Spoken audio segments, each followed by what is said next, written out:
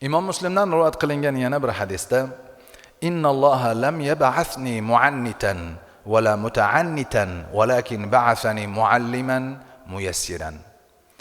Alloh taolo meni odamlarni qiyinchilikka soladigan, ularni adashishni xohlovchi qilib emas, balki muallim va oson qiluvchi qilib yubordi deb payg'ambarimiz sollallohu alayhi vasallam aytdilar.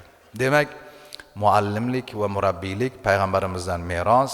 Bu soha egalari o'z kasbini yanada sadoqat bilan xizmat qiladigan bo'lsa, yondashadigan bo'lsa, ilm ma'rifat tarqatib kasb hunarni o'rgatadigan bo'lsa, yuqoridagi hamma mukofotni Alloh taolo ularga beradi. Birgina Qur'onni o'qigan insonlar yaxshi bilasizlar. Muso alayhissalom bilan Hizr alayhissalom o'rtasidagi voqea bor.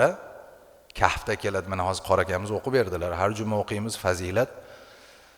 O'sha joyda Muso alayhissalom payg'ambar, Hizr alayhissalomni ulamolarimiz ikki turga bo'lingan.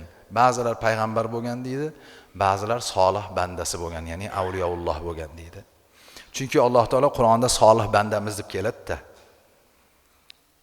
Oyatda nima dedi? Fawajada 'abdan min ibadina ataynahu rahmatan min 'indina va 'allamnahu min ladunna 'ilma. Sadaqallohul azim. Bas bandalarimizdan bir bandani, ya'ni Hizrni topdi. Biz unga o'z dargohimizdan rahmat ato etgan va o'z huzurimizdan ilm bergan edik, deyapti. Hizr alayhissalom nihoyatda alloma bo'lganlar.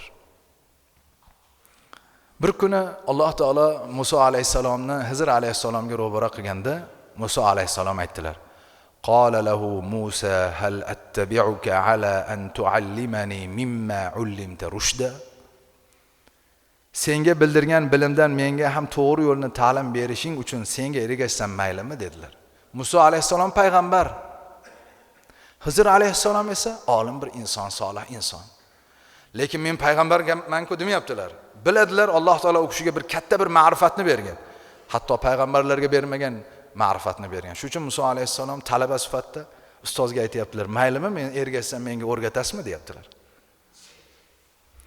Hizr alayhissalom Muso alayhissalomga bir qancha ta'limotni o'rgatdilar.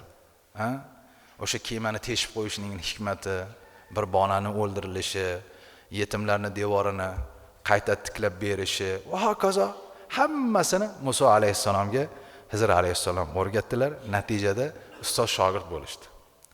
Demak, biz kim bo'lishimizdan qat'iy nazar bir ilmga boradigan bo'lsak, ustozni olti boshimizga egamizda. Imom al-Buxoriy rahmatullohi alayh Buxoroga qaytganlarida podshoh aytadiki, "Meni o'g'illarimga dars berasan uyga kelib" deydi. Shunda Imom Buxoriy aytadilarki, "Darsga kelinadi" deydilar. Ya'ni sen dinni pastga urib yormada. Men endi kimga kerak ekanini bormayman-ku. Minglab shogirdi bor inson.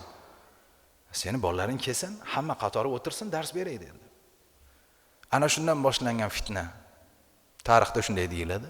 Shuning uchun azizlar, kim bo'lishdan qat'iy nazar ustozmi ehtirom qilamiz. Ishimiz tushib turibdi-da endi.